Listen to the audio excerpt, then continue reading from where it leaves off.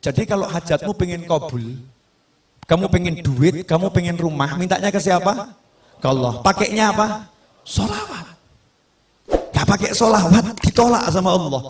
Makanya kalau ada orang mengatakan jangan gunakan sholawat untuk mobil, jangan gunakan sholawat untuk motor, jangan gunakan sholawat untuk hajat dunia, maka jawablah, lantas suruh pakai apa?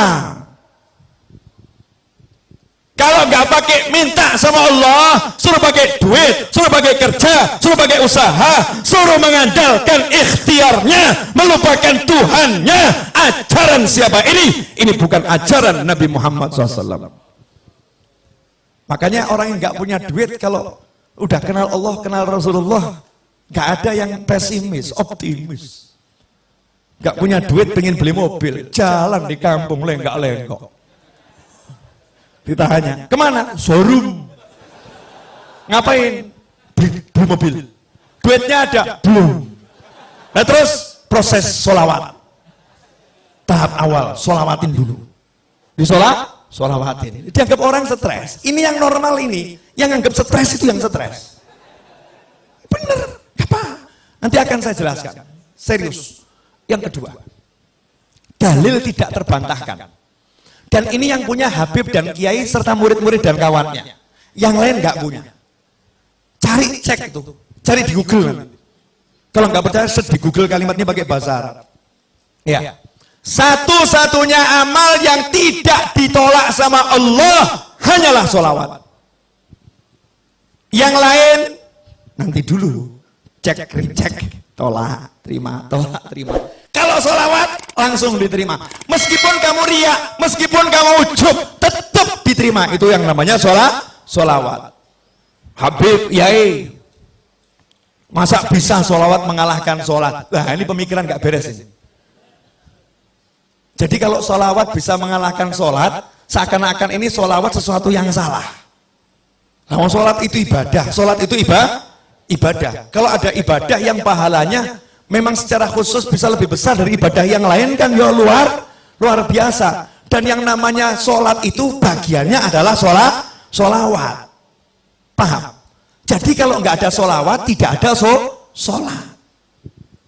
Ini harus dipahami. Sabar. Pelan-pelan. Step by step. Biar nggak gagal paham ya. Ayatnya, innallaha wa malaikatahu yusalluna 'alan nabi ya ayyuhalladzina amanu sallu 'alaihi wa sallimu taslima. Allahumma shalli wa sallim wa barik alaihi. Setiap mau mulai maulid dibaca enggak ini? Dibaca kan? Ayat ini dibaca. Coba diterjemahkan.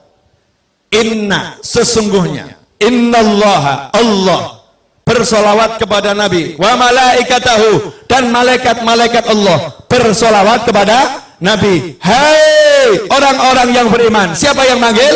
Allah. Allah manggil siapa? Alladzina amanu. Siapa yang beriman? Anda beriman, saya beriman, kita beriman. Kita dipanggil oleh Allah Subhanahu wa ta'ala. Ya ayyuhalladzina amanu sallu alaihi wa sallimu taslima. Allahumma shalli wa sallim alaihi.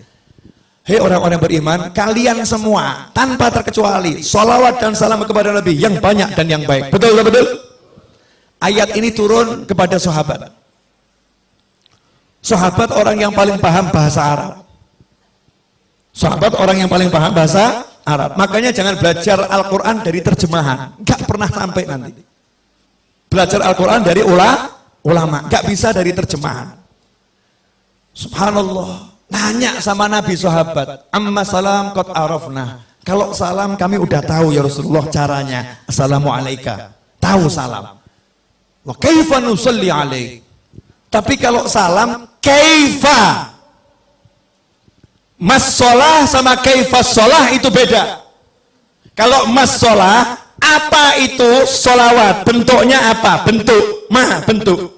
Tapi kalau kaifa itu bagaimana caranya bersolawat. Paham? Sahabat tidak pernah mempertanyakan bacaan solawat. Yang ditanyakan sahabat caranya bersolawat. antara cara sama bacaan itu dua hal yang jauh berbeda. Sahabat nanya, kaifa nusalli alaik? Jawaban Nabi apa? Qulu, caranya kamu cukup mengucapkan Allahumma sholli ala sayyidina Muhammadin wa ala ali sayyidina Muhammad. Allahumma sholli wa sallim alaihi. Bukan bentuknya. Kalau bentuknya macam-macam. Ada sholawat Ibrahimiyah, ya. Ada sholawat yang untuk keluarga Rasulullah. Ada sholawatnya sahabat, ya. Ada sholawatnya tabi'in. Ada sholawat Nabi yang diajarkan ulama di dalam mimpi. Macam-macam. Ada sholawat yang dikarang oleh para ulama. Bentuknya bebas. Bentuknya bebas. Caranya ini yang benar.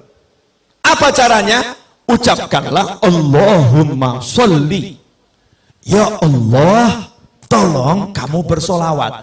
Solawat itu artinya doa. Makanya ketika sahabat diperintahkan bersolawat dalam Al-Quran, sahabat bingung. Doakan Nabi, doakan Nabi. Ucapkan salam untuk Nabi, doakan Nabi. Maka sahabat nanya sama Nabi, cara doakan Nabi gimana? Karena Nabi udah dapat semuanya, gimana mendoakan? Maka sama Nabi diajarin, kamu bilang saja sama Allah, ya Allah, tolong kamu yang doakan Nabi.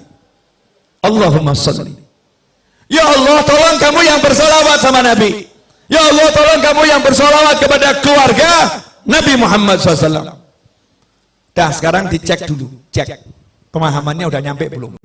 Yang merintah siapa? Yang dapat perintah siapa? Mukmin, betul. Allah merintah kita untuk ngapa? Solawat. Solawat kepada siapa? Kepada Nabi Muhammad SAW. Nabi ngajarin kita bagaimana? Minta saja sama Allah, Allahumma sholli. Ya Allah, tolong kamu solawat sama Nabi, betul? Ya Allah, tolong kamu solawat sama Nabi. Maka Allah jawab, innallaha wa malaikatahu yusholluna ala nabi. Allah dan malaikat udah terus-terusan selalu solawat sama Nabi. Kalian yang solawat sama Nabi. Kita jawab lagi, ya Allah, kamu saja yang solawat sama Nabi. Allahumma sholli ala sayyidina Muhammad.